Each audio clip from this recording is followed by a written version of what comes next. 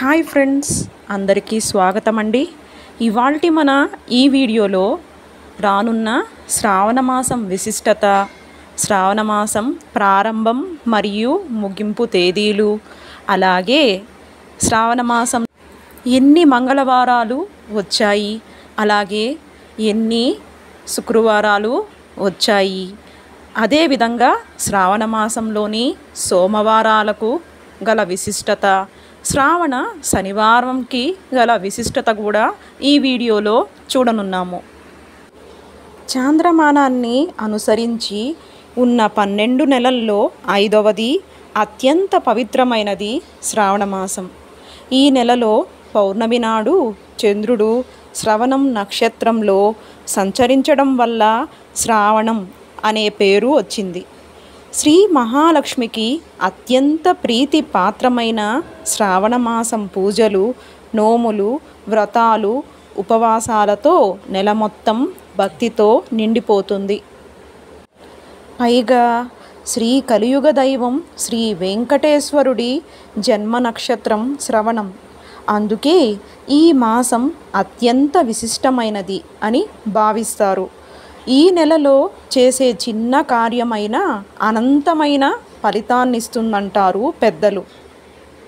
ముందుగా శ్రావణమాసం ముగింపు ప్రారంభ తేదీలు ఏమిటో ఇప్పుడు చూద్దాం. ఈ 2024వ సంవత్సరం శ్రావణమాసం ఆగస్టు నెల 5వ తేదీ సోమవారం రోజు ప్రారంభం కానుంది. అలాగే సెప్టెంబర్ నెల 3వ తేదీ మంగళవారం ముగియనుంది. సెప్టెంబర్ 4వ తేదీ బుధవారం నుంచి భాద్రపద మాసం ప్రారంభం కానుంది.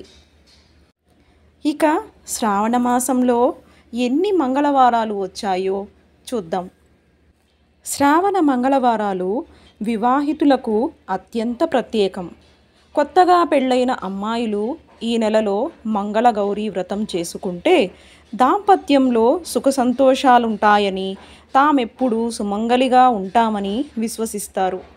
భక్తి శ్రద్ధలతో ఈ వ్రతాన్ని ఆచరించి శ్రావణ మాసంలో వచ్చే మంగళవారాల్లో ముత్తైదువులకు తాంబూలం సమర్పిస్తారు. శ్రీకృష్ణుడు ద్రౌపదికి, నారదుడు సావిత్రీదేవికి ఉపదేశించిన వ్రతం ఇది. కొన్ని ప్రాంతాల్లో పెళ్లి కాని వారు కూడా ఈ వ్రతాన్ని ఆచరిస్తారు. ఇప్పుడు ఈ 2024వ సంవత్సరం ఎన్ని శ్రావణ మంగళవారాలు వచ్చాయో చూద్దాం. శ్రావణ మంగళవారాలు ఆగస్టు 6వ తేదీ విదియా తిథి మకా నక్షత్రం ఉన్నది. ఆగస్టు 13వ తేదీ నవమి తిథి విశాఖ నక్షత్రం. ఆగస్టు 20వ తేదీ శ్రావణ బహుళ పాడ్యమి ధనిష్ట నక్షత్రం. ఆగస్టు 27వ తేదీ అష్టమి తిథి రోహిణి నక్షత్రం. ఇక శ్రావణ శుక్రవారాలు. శ్రావణ మాసంలో పౌర్ణమికి ముందు వచ్చే శుక్రవారం వరలక్ష్మి వ్రతం ఆచరిస్తారు.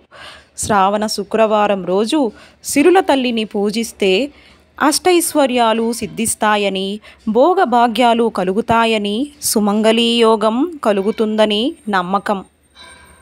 డబ్బు, భూమి, విజ్ఞానం, ప్రేమ, కీర్తి, సంతోషం, శాంతి, బలం వీటిని అష్టశక్తులని, అష్టలక్ష్ములుగా పూజిస్తారు.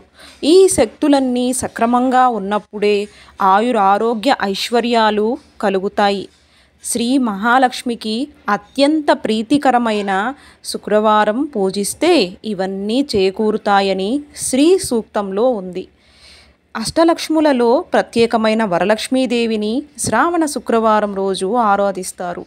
ప్రాంతాలను బట్టి ఆరాధించే పద్ధతులు మారిన సకల శుభకరం వరలక్ష్మి వ్రతం. ఇక ఈ సంవత్సరం ఎన్ని శ్రావణ శుక్రవారాలు వచ్చాయి అన్న విషయాన్ని చూద్దాం.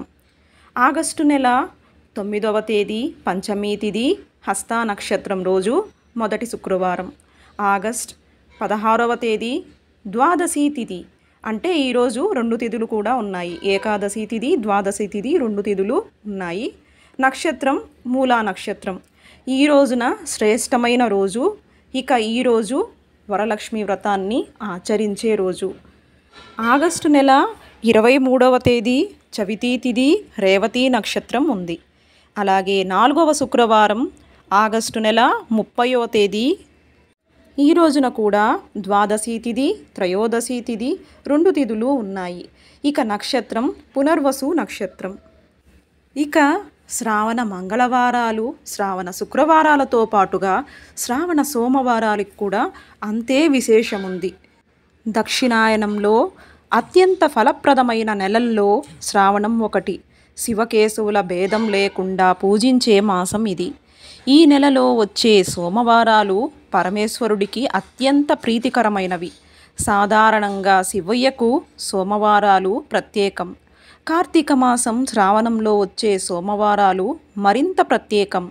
ఈ నెలలో సోమవారం రోజు రుద్రాభిషేకం బిల్వార్చన చేస్తే అత్యంత శుభప్రదం అంటారు పండితులు.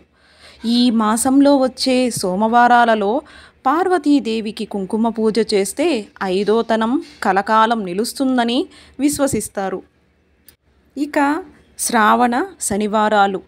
శ్రీనివాసుడి జన్మ నక్షత్రం శ్రవణం కావడంతో ఈ నెలలో వచ్చే శనివారాలు శ్రీ వెంకటేశ్వరుడికి మరింత ప్రీతిపాత్రం. ఈ రోజుల్లో వెంకటేశ్వరుడి ఆరాధన ఎంతో పుణ్యప్రదం. మీ ఇంటి ఇలవేల్పుని పూజించడం సర్వశుభాలను చేకూరుస్తుంది. శ్రావణ శనివారాల్లో ఉపవాసం ఉండి శ్రీ వెంకటేశ్వర స్వామిని ఆరాధన దేవాలయ ప్రదక్షిణలు చేస్తే కోరిన కోర్కెలు నెరవేరుతాయని భక్తుల విశ్వాసం. ఫ్రెండ్స్, మీకు గనక ఈ వీడియో నచ్చినట్లయితే లైక్ చేయండి, షేర్ చేయండి, సబ్స్క్రైబ్ చేసుకోండి. మరిన్ని మంచి ఇంట్రెస్టింగ్ వీడియోలతో మళ్ళీ కలుద్దాం.